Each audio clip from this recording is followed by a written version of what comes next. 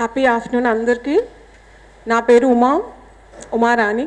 నేను కూడా BLIC social well residential స్కూల్లో జాబ్ చేస్తున్నాను యాజ్ ఎ స్కూల్ లైబ్రరియన్. యాక్చువల్గా లైబ్రరీ పోస్ట్ ఉంటుందని నాకు ఐడియా లేదు.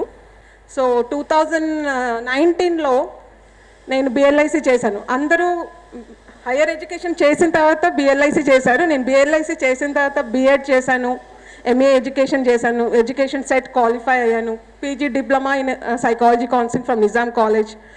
సో బిఎడ్ వచ్చేసి ఆంధ్ర మహిళా సభ కాలేజ్లో చేశాను.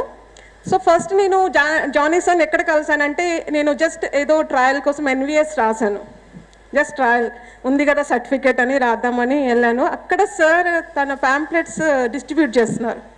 సో నేను అప్పుడు అనుకున్నాను లైబ్రరీ కోర్సు కూడా ఒక అంటే కోచింగ్ ఉంటుందా అనేది ఒక షాక్లో ఉన్నాను యాక్చువల్గా. కానీ వెంటనే మళ్ళీ మా మామయ్యని పంపించి ఎంక్వైరీ చేయించేసి నేను ఇన్స్టిట్యూట్లో జాయిన్ అయ్యాను డిసెంబర్లో. దానికంటే ముందు కేవీ కాంట్రాక్చువల్ బేస్ కింద టీచర్గా జాబ్ చేశాను. వెంటనే అక్కడ జాబ్ మానేసి ఇన్స్టిట్యూట్లో జాయిన్ అయిపోయాను. జాయిన్ అయిపోయి 3 months ఆఫ్లైన్ కోర్స్ చేశాను. తర్వాత ఆన్లైన్లోనే నేను అటెండ్ అయ్యాను due to family issues. So అందరికి తెలిసిందే లేడీస్కి అన్ని ఇష్యూస్ ఉంటూ ఉంటాయి. సో తర్వాత సార్ అయితే జానీ సార్ చెప్పాలంటే ప్రవీణ్ సార్ అన్నారు కదా, జానీ సార్ అసలు ఎప్పుడు చూసినా శ్రీనివాస్ సార్ అన్నారు, జానీ సార్ ఎప్పుడున్నా అవైలబుల్గా ఉంటారు స్టూడెంట్స్కి. ఇన్స్టిట్యూట్లో మనం కంప్లీట్ చేసామా, మన కోర్స్ కంప్లీట్ చేసి వెళ్ళిపోయాక చాలామంది మనల్ని పట్టించుకోరు, అసలు తెలియదు కూడా వాళ్ళకి, మన ఫేసెస్ కూడా స్టూడెంట్స్ ఫేసెస్ కూడా గుర్తుపట్టరు.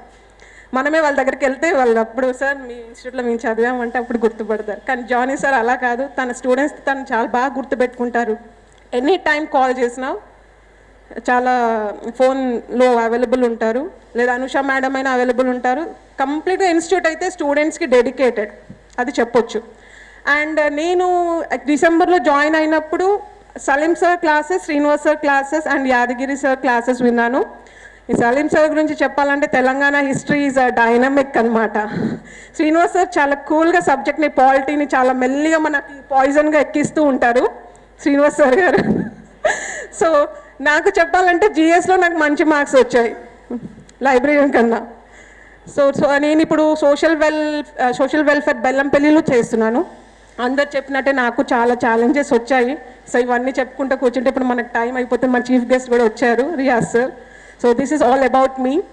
Thank you so much. Thank you Johnny sir, thank you Anusha, thank you Salim sir, thank you Srinivas sir, thank you so much. Thank you Riyaz sir.